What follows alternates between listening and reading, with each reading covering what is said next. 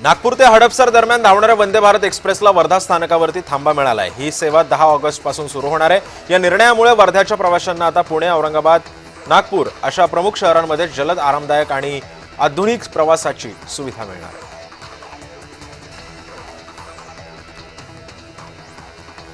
कबुतरांना कारवर ट्रे ठेवून दाणे खाऊ घालणाऱ्या महेंद्र साकलेचाची गाडी आता पोलिसांनी जप्त केली आहे। मुंबई पोलिसांनी महेंद्र सकलेवरती गुन्हा दाखल करण्यात आलेला आहे। नोटीस सुद्धा त्याला पाठवण्यात आली आहे। हायकोर्टाच्या नियमांचं उल्लंघन करणाऱ्या महेंद्र सकलेचावर आता पोलिसांनी कारवाई केली आहे।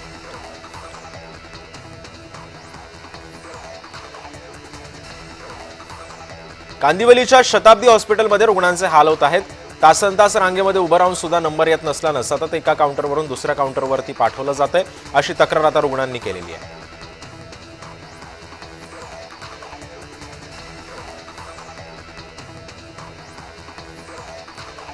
वरळीतील बीडीडी चाळीतील 2 पुनर्वसित इमारतींमधील 556 घरांचा ताबा रहिवाशांना 14 ऑगस्टला दिला जाणार आहे। माटुंग्यातील यशवंत नाट्य मंदिर हा सोहळा इथे पार पडणार आहे। मुख्यमंत्री देवेंद्र फडणवीसांच्या हस्ते आणि उपमुख्यमंत्री एकनाथ शिंदे, अजित पवार या कार्यक्रमाला उपस्थित राहणार आहेत।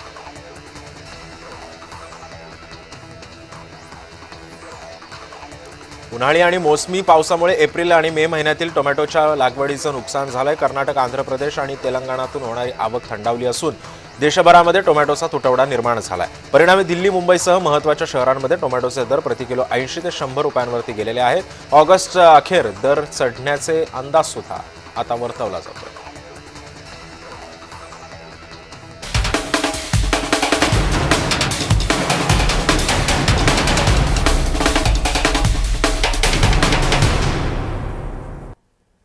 आणि यानंतर घेऊया शहरामधल्या बातम्यांचा वेगवान आढावा मेट्रो सुपरफास्ट मधून।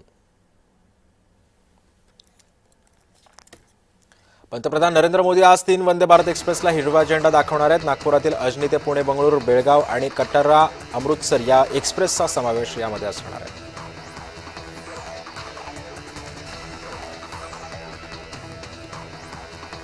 मुंबईतील वांद्रे इथल्या स्थित असलेल्या डबेवाला भवन हे अत्याधुनिक व्हावं यासाठी आमदार श्रीकांत भारती यांच्या माध्यमातून मुख्यमंत्री देवेंद्र फडणवीसांना 5 कोटी रुपये निधी देण्यात आलेला होता। त्या निधीमधून डबेवाला आंतरराष्ट्रीय केंद्र निर्माण करण्यात आलं आहे।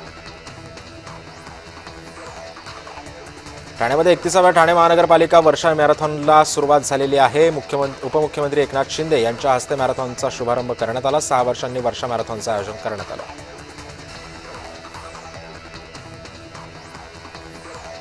दादर कबूतरखाना ट्रस्टकडून आता एक बोर्ड लावण्यात आला आहे। सकाळी 6 ते 8 या वाजेपर्यंत कबुतरांना खाद्य देण्यास परवानगी देण्यात आली असल्याचं बोर्डवरती लिहिलेलं आहे। नागपुरात 4 नवीन पोलीस स्टेशन मंजूर करण्यात आलेली आहेत। शहरामधील 4 ठाण्यांचं विभाजन आता करून नवीन कळमना गाव, भांडेवाडी, खापरखेडा, पिंपळा आणि भिलगाव हे पोलीस ठाणे मंजूर झालेले आहेत। ओबीसी विद्यार्थ्यांचा भोजन आणि निर्वाह भत्ता अडवलाय। 4 महिन्यांपासून 4000 विद्यार्थी भोजन आणि निर्वाह भत्त्यापासून वंचित आहेत। महाज्योतीची निधीला कात्री लावण्याचा प्रयत्न करण्यात आला असल्याचा आरोप करण्यात येतोय। ओबीसी विद्यार्थ्यांची यामुळे गैरसोय होत असल्याचं चित्र आहे।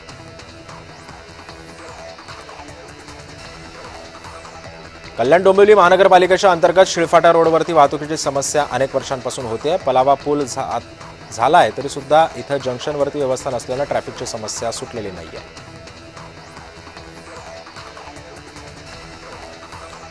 नागपूरच्या म्हाळगी नगर चौकाजवळ सुरू असलेल्या उड्डाणपुलाच्या बांधकामादरम्यान सापडलेला मानवी सांगाडा एका महिलेचा आहे, असा प्राथमिक अंदाज पोलिसांनी व्यक्त केला। शवविच्छेदनानंतर मृतदेह अहवाल आता वैद्यकीय महाविद्यालय आणि रुग्णालयामध्ये पाठवण्यात आला।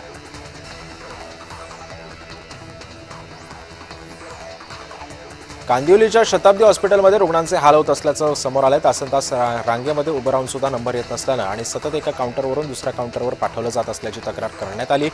रुग्णांनी आणि त्यांच्या नातेवाईकांनी ही तक्रार केल्यानं आता प्रशासन जागं झालं।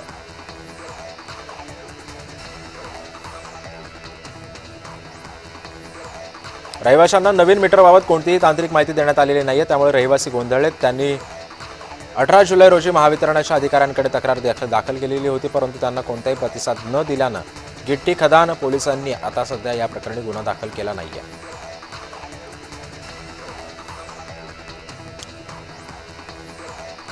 वंतारातील महादेवी हत्तीणीला परत आणण्यासाठी हालचाली गतिमान झाल्यात। महादेवीसाठी सोमवारी सर्वोच्च न्यायालयामध्ये याचिका दाखल करण्यात येणार आहे। कच्चा मसुदा सुद्धा तयार करण्यात आला आहे।